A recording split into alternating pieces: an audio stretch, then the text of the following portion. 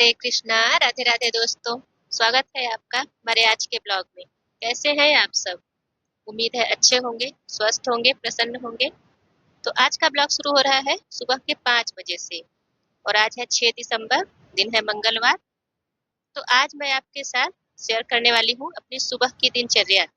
मैं बताऊंगी कि सुबह मैं क्या क्या करती हूँ। तो सबसे पहले तो मैं नींद से उठकर सीधे किचन में जाती हूँ और फिर मैं पानी गर्म करती हूँ।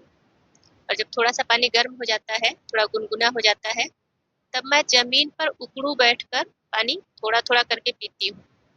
और इस तरह से बैठकर पानी पीने से सेहत के लिए बहुत अच्छा होता है। ऐसे बैठकर पानी पीने से पाचन तंत्र मजबूत होता है, पेट साफ रहता है और इस तरह से बैठने से रीढ़ की हड्डी और पैरों की एक्सरसाइज भी हो जाती है। और खड़े होकर पानी तो कभी भी नहीं पीना चाहिए, चाहे सुबह हो, दोपहर हो, शाम हो, किसी भी समय खड़े होकर पानी नहीं पीना चाहिए। और इसीलिए पहले के लोग ऐसा बोलते भी थे, जैसे दादी लोग बोलती थी कि खड़े होकर पानी पीने से दोष लगता है। जैसे वो बोलती थी ना कि खड़े होकर पानी पी रहे हो तो तुम्हारे बेटे को दोष पड़ेगा। तो शायद इसीलिए इस तरह के नियम पहले बनाए जाते थे, सब लोग इसको अच्छे से मानेंगे।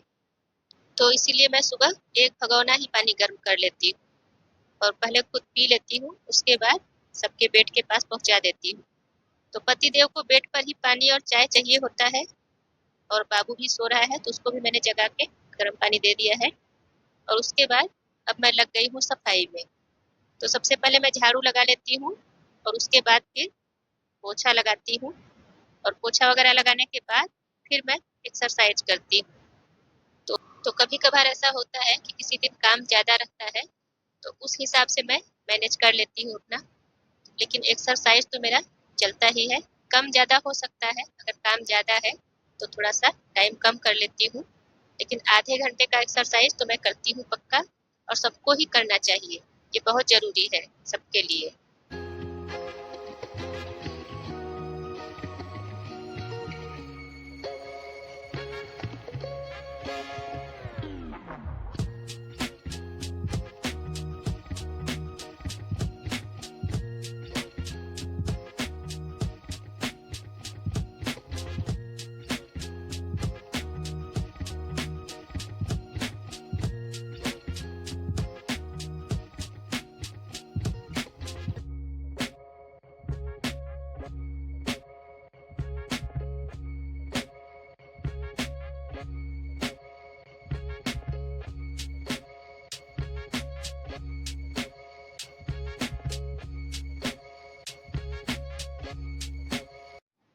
तो अभी मैं नहाकर सीधे आ गई हूँ किचन में, क्योंकि हमारे यहाँ पूजा नहीं करना है। हमारे परिवार में एक बिटिया का जन्म हुआ है, एक बच्ची का जन्म हुआ है और अभी सूतक का समय चल रहा है, तो इस समय भगवान का स्पर्श नहीं किया जाता है। धूप, दीप, अगरबत्ती नहीं जलाई जाती है। तो अभी लड्डू गोपाल को जगाना है और दूध पिलाना है, तो वो मैं अपने बेटे से करवा देती हूँ। अभी 2-3 दिन तो मेरी भांजी थी तो वही कर रही थी। और क्योंकि लड्डू गोपाल बाल स्वरूप में है तो उन्हें भूखा नहीं रखा जा सकता है। और ये मैं नहीं बोल रही हूँ, ये प्रेमानंद महाराज जी कहते हैं। मैं उनका प्रवचन सुनती हूँ तो उन्होंने ही कहा है। नहीं तो पहले तो मैं भी बहुत परेशान होती थी, कभी ऐसे हालात बनते थे तो मैं भी सोचती थी कि अपने लड्डू गोपाल की सेवा कैसे करूँ, उन्हें किसी के घर पहुँचा दूँ या क्या करूँ। फिर मैंने उनका प्रवचन सुना तो बड़ा संतोष हुआ, बड़ा मन को सुकून मिला कि ये बहुत अच्छा उपाय बताया इन्होंने। और वो बोलते हैं कि अगर आप अपने बच्चों की तरह प्रेम करते हैं लड्डू गोपाल को, तो आप उन्हें उपवास नहीं करा सकते, क्योंकि आप पा रहे हैं भोजन, फिर उन्हें कैसे छोड़ सकते हैं ऐसे, या फिर किसी और के घर कैसे पहुंचा सकते हैं? क्या अपने बच्चों को किसी और के घर पहुंचा देते हैं? तो उनकी बातें दिल को छू जाती हैं, बहुत अच्छी लगती हैं। तो इसीलिए प्रेमानंद महाराज का प्रवचन सुन के बहुत अच्छा लगता है, बहुत मन को सुकून मिलता है और बहुत सारे प्रश्नों के जवाब भी मिल जाते हैं। तो अभी मैं सब्जी बना रही थी और आज मैं बना रही हूँ आलू मटर टमाटर की सब्जी। और मैंने सब्जी रख दिया है गैस पे, तब तक सब लोग चाय पी ले रहे हैं और लगभग सब्जी मेरा बन भी गया है। तो इसके साथ मैं बना रही हूँ पालक की पूरियाँ। तो पालक की सब्जी मेरे बेटे को कुछ खास पसंद नहीं है, वो अच्छे से खाता नहीं है। वैसे हम लोग के लिए रहता है तो मैं आलू और पालक की भुजिया बना देती हूँ, तो बहुत अच्छा लगता है वो। लेकिन उसको कुछ खास पसंद नहीं है, तो इसलिए मैं किसी न किसी तरह से खिला देती हूँ पालक। तो आज मैंने इसको अच्छे से साफ करके धुल के पीस लिया था पालक को, और इसको आटे में गूँथ दे रही हूँ। अगर चाहिए तो इसमें थोड़ा सा नमक और अजवाइन भी डाला जा सकता है, लेकिन मैंने ऐसे ही गूँथ दिया है क्योंकि सब्जी के साथ खाना है। तो आज मैं इसको सिंपल पूरी बना रही हूँ। सिर्फ सिर्फ इसका कलर हरा है क्योंकि पालक है, बाकी सादा आटा ही है ये। तो इस तरह से ये बहुत पौष्टिक भी है, और किसी न किसी तरह से पालक खा लें, बस इतना ज़रूरी है, चाहे सब्जी में, चाहे रोटी में, चाहे जैसे। तो मैंने सारी पूरियाँ बेल कर रख लिया है, क्योंकि आजकल ठंडा हो जाता है खाना तो बिल्कुल भी खाने का मन नहीं करता है, तो इसलिए मैंने सारी तैयारी कर ली है कि बस तल के निकालूंगी और फिर सबका प्लेट लगा के सबके पास पहुंचा दूंगी। क्योंकि सब लोग बिस्तर से बड़े मुश्किल से निकलते हैं, अभी ठंड इतने ज़्यादा है, किसी को जल्दी बिस्तर से निकलने का मन ही नहीं करता है।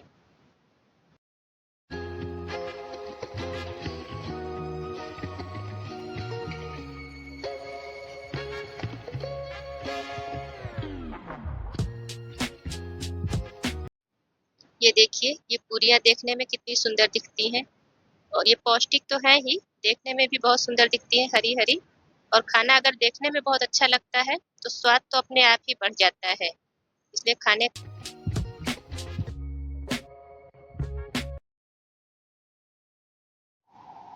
और ये देखिए, आज का मौसम कैसा है। सुबह के 9 बज गए हैं, लेकिन सूरज का कहीं भी अता पता नहीं है। सूर्यदेव निकलने को तैयार ही नहीं है, कुछ भी दिखाई नहीं दे रहा है, इतना फॉग है हर तरफ। इस समय तो ऐसा लग रहा है जैसे देहरादून, मंसूरी सब कुछ हमारे घर पे ही है। इतना मौसम ठंडा हुआ पड़ा है कि पूछिए ही मत। एक घर से दूसरे घर तक कुछ दिखाई नहीं दे रहा है। ये देखिए, एकदम धुंधला, और सुबह के 9:30-10 बज चले हैं, फिर भी मौसम ऐसा है। तो अभी सबका नाश्ता हो गया है, और अब मैं सब किचन समेट रही हूँ। तो बर्तन वगैरह सब मैंने धुल दिया है, और कुछ सब्जियाँ और ये अमरूद था, तो मैंने सोचा इसको निकाल के अच्छे से धुल के रख देती हूँ फ्रिज में, क्योंकि बाहर रखते हैं तो जब सामान ज़्यादा हो जाता है तो बाहर रखने से खराब हो जाते हैं, और इतना ज़्यादा है कि ये जल्दी ख़त्म भी नहीं होगा। और मौसम भी इतना ठंडा है कि आजकल जल्दी कोई खाता भी नहीं है। और ये सब काम निपटाते निपटाते तब तक घर में मेहमान आ गए। मेरे भांजे आए हुए हैं घूमने के लिए, तो उनके लिए मैं बना रही हूँ चाय। आजकल मौसम इतना ठंडा है, चाहे जितनी बार बच्चों को चाय दे दीजिए वो खुशी हो जाते हैं। तो अभी उन्होंने पानी वगैरह पी लिया है, तो उनके लिए मैं चाय बना के दे रही हूँ।